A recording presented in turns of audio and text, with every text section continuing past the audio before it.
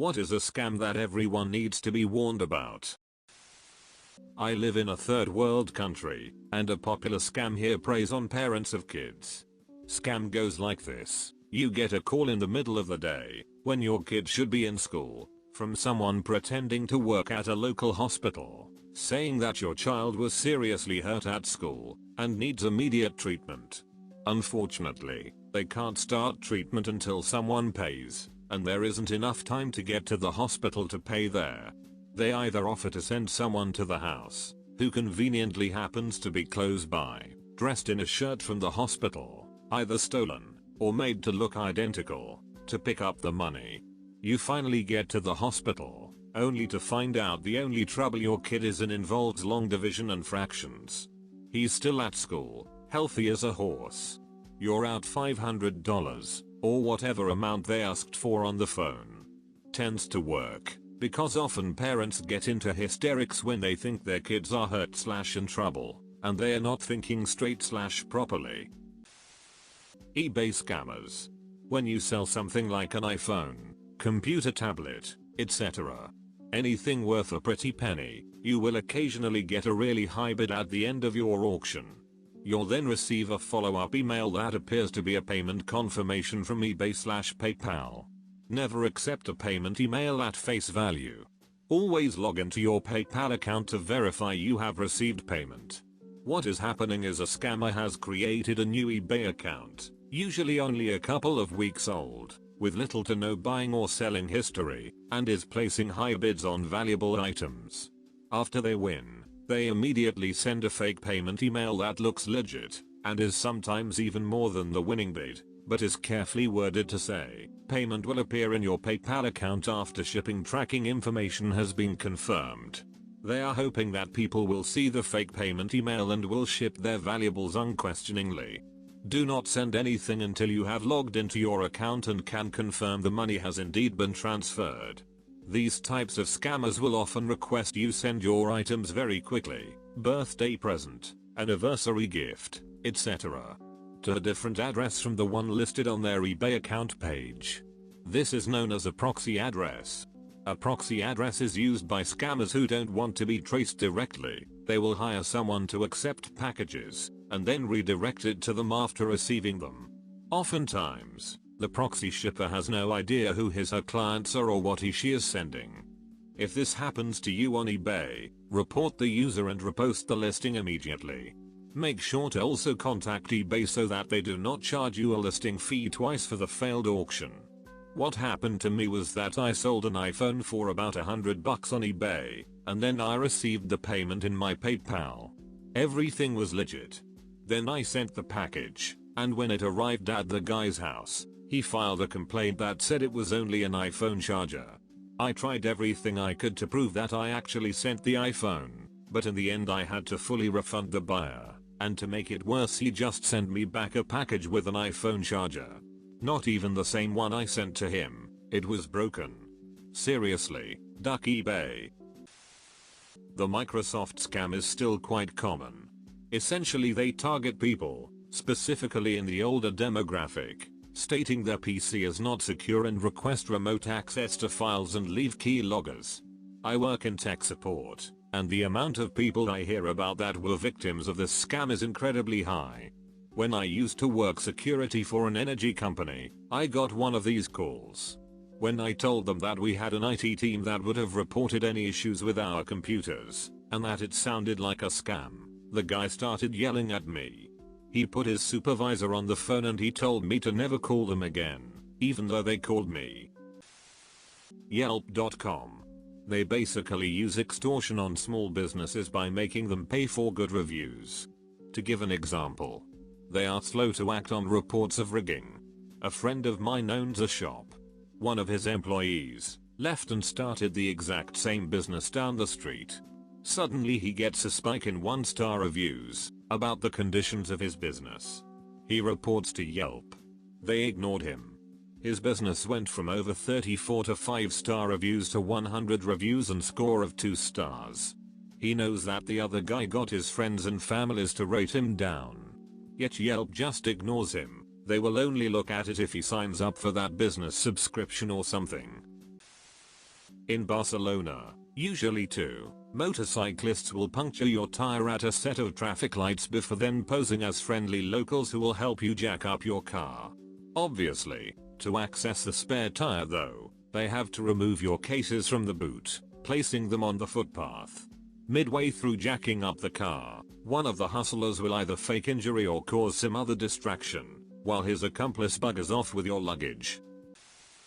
I live in the New York City area, and scammers will come door-to-door claiming to be representatives of the electric/gas company, asking if you've received your rebate or something like that, and then ask for your account number or to see your last bill. It got so bad that eventually the scammers changed their line too. We've heard there are lots of company impersonators coming around. Just give us your account number and we'll make sure you haven't been charged. What assholes. When a family member dies, credit companies will oftentimes come to the survivors to try and collect on debts owed by the person who died. From my understanding, there is no legal obligation for the survivors to pay these. However, credit companies know this and try anyways. If someone knows more about this than me, please correct me, but I'm pretty sure this is right. Only 1% of the population requires a gluten-free diet. Everyone else is misinformed. Also, textbooks. Every 2 or so years a new version comes out with almost zero changes. Somehow the cost goes up by $50 and it is required by your teacher. How much can calculus change in a year? McGraw-Hill can go duck themselves. Want a scam? My lab is just a way to union bust and pay your teachers less so your students can learn from a mediocre shit show of a website. If you are ever going to Las Vegas and taking a taxi from the airport, you need to know about the tunnel scam. Cab drivers scam unsuspecting tourists out of money by taking the tunnel, which is a longer way to get to every single place on the strip. It's called long hauling, and it is absolutely widespread. There have been tons of initiatives to stop it, but it absolutely persists. Tell the taxi driver no tunnel when you get in a taxi at the Las Vegas airport. They might get upset that you are accusing them of long hauling you, but it's the only way to make sure they don't do this. Seriously, I'd say the majority of cab drivers in Vegas do this scam. Ducking. Gypsies. I don't know how widespread this is across the world, or even the US. But it's been pretty big in the Midwestern US lately. Gypsy scams targeting the elderly. Someone will come to your door, claiming to be something fairly innocent, or sometimes authoritative. Typically it's, I just bought the property behind you and want to show you where I plan to build a fence, and then you'll walk out back with them, leaving your door unattended. Or sometimes, I work for the electric company/water company/village and need to inspect your meter, at which point they will sort of coerce or gently force their way in an assertive but overall non-threatening manner. The idea is to get you away from the entrance and divert your attention from the real crime that is going on. While you're distracted, another person runs inside, and typically runs upstairs to a bedroom, and swipes as much jewelry, cash, or valuables as they can. They then radio or call the other person inside, who will abruptly leave, get in a car that is ready and waiting, and speed off. The victim usually doesn't even know what happened until hours later. Now that I typed this all out, the sad part is that they typically only target the elderly. They're just easier. So most of them won't see this because it's the internet. But do your parents, grandparents a favor and tell them about these situations. They are becoming increasingly common, and will typically move from one area to the next when the heat is on. Just because your area hasn't experienced anything like this, doesn't mean they can't start tomorrow.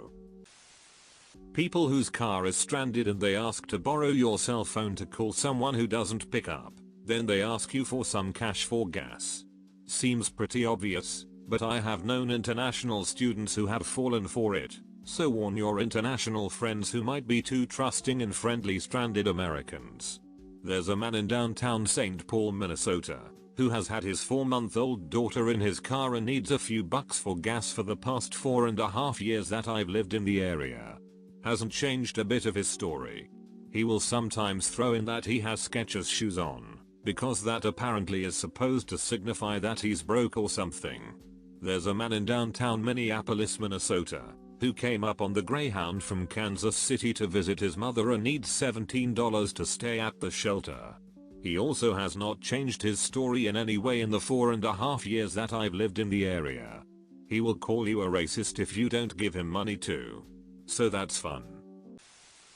You or someone you know might get a call from a fake police organization stating a relative needs bail money and contacted you to get it. A lot of the time they actually have said relative's name. That's a scam. Oh, and paying the minimum payments on your credit card. You end up paying a ton more. I keep getting fake automated calls from the FBI, telling me my house has been broken into. I haven't had a house for over a year now. Multi-level marketing scams. It seems like more and more people are being suckered into handing over thousands of dollars to these bottom-feeding shit stains. So many of my friends got sucked into them. Makes sense. MLM companies target my age group, 18 to 25-ish, because we're freshly independent and have a tendency to not know what good and bad investments look like. I lost a friend over that thing. He was just so overbearing, trying to convince me to drop $500 for this pyramid scam. He sounded like a cult got to him, and wouldn't leave me alone for about 5 days before I finally stopped being polite and told him how naive he was. Locks of love. They do not take donated hair and turn it into free wigs for kids with cancer. They sell the hair, buy cheaper Asian hair, make very few wigs on a sliding scale for kids with permanent hair loss, burns, alopecia, not cancer, and use the rest of the money for salaries and advertising. This is a valid business model, yes, but they make zero attempt at explaining to the public what they really do. They've gotten a little better lately. They wouldn't even open their books as a charity for years. I think they have now, but I've yet to see any attempt from them to explain, even on their website. It's annoying to be constantly encouraged to donate hair to Locks of Love, knowing there are far better things one can do with it. People with long hair are regularly asked by strangers why they don't cut and donate. I could just sigh and move on, but no, I explain it every time because, damn it,